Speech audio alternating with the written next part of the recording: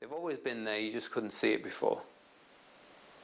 So a blockage can happen in the energy field.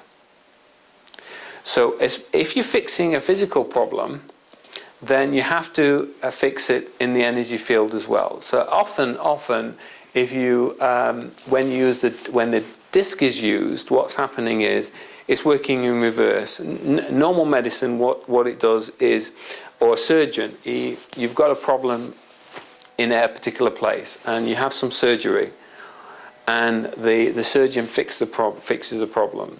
That changes the nature of the physical problem, which then gets reflected in the energy field. So the surgery has also been done in the energy field. Now we're going in a completely different way. When you tell your higher self to correct a particular problem, it doesn't just correct it in your physical body, it also does it simultaneously in the energy field. And when you correct a problem in the energy field, it's reflected back into the physical body. So they're all sort of reflected onto each other. So one part is connected to the other part. You're not just the physical body. We can prove it now. So the important thing to remember is when we're dealing with blockages, blockages can come on all the different three levels: mind, body, and spirit or energy level. And when I always say, when I say spirit, I don't mean woo spirit. I don't mean ghosties and stuff like that. I mean spiritual energy.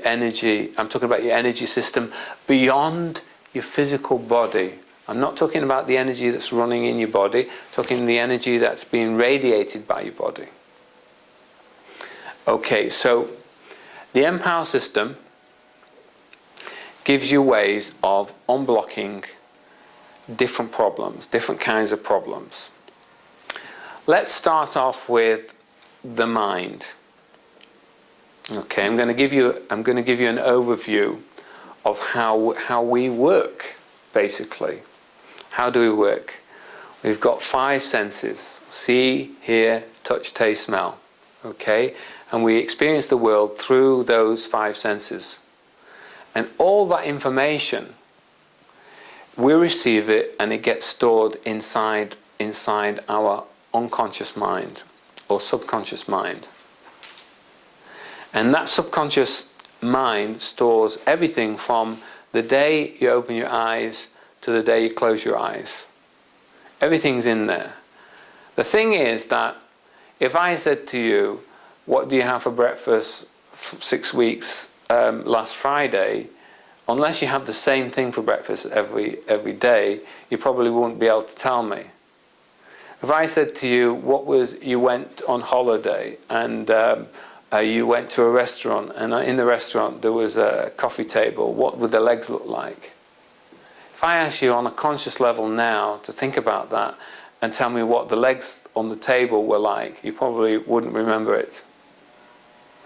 We've got all this information inside us, but we have, unfortunately, maybe fortunately, we haven't got the ability to access it only unless it has a strong emotional component.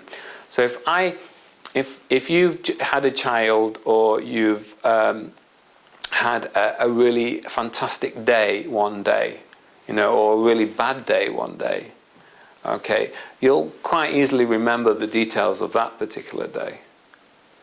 The unusual days you'll remember. Anything with a strong emotional component, you'll remember it. But if it doesn't have a strong emotional component, it's just like any other day, just gets filed like any other day.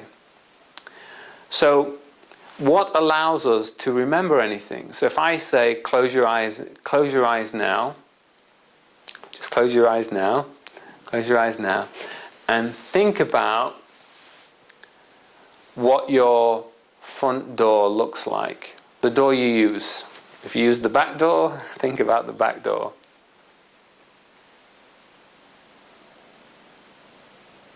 Okay, open your eyes. Now a lot of you, because that's probably something you do every day, you probably can visualize your front door or your back door.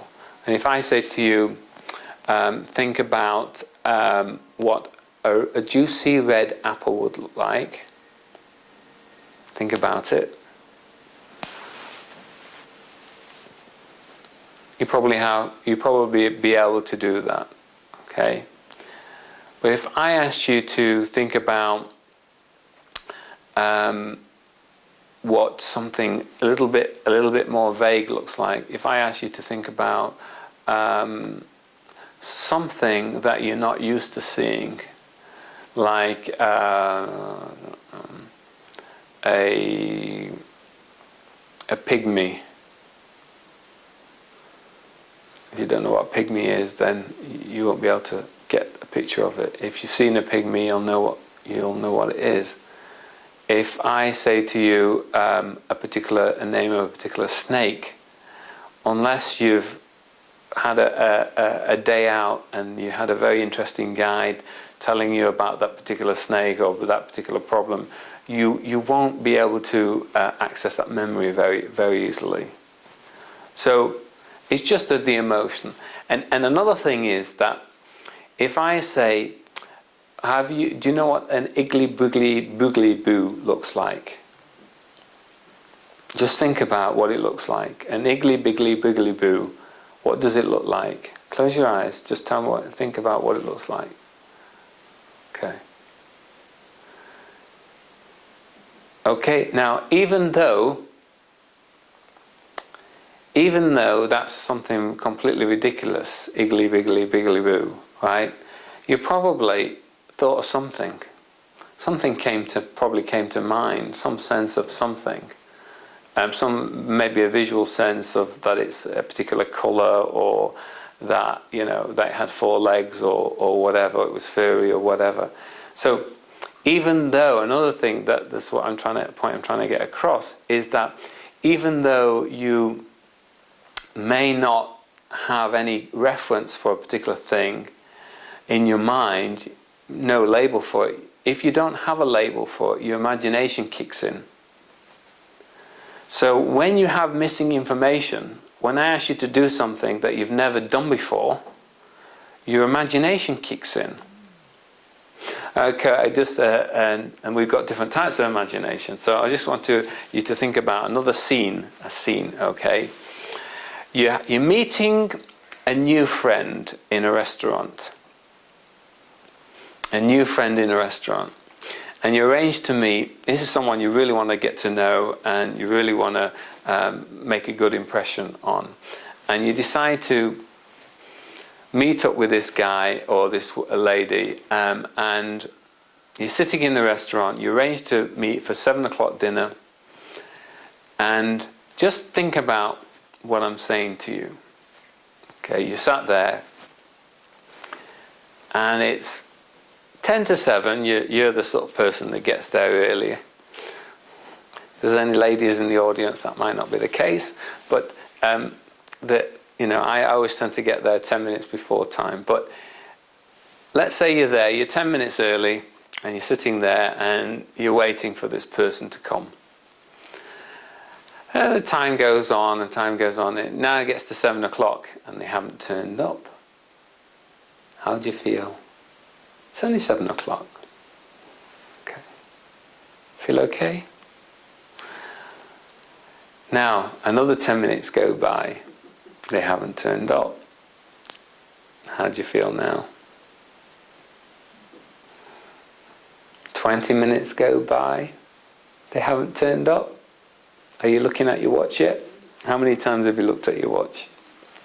The time didn't change, and you looked at your watch probably 3 or 4 times. Now, half an hour's gone, and they haven't turned up. 40 minutes gone, and they haven't turned up. You've drunk 3 glasses of wine in a bit away, a bit well. An hour goes by, and they still haven't turned up. Okay, who's still there? Put your hands up. Who's still in the restaurant? Anybody still in the restaurant? Okay, a couple in the restaurant.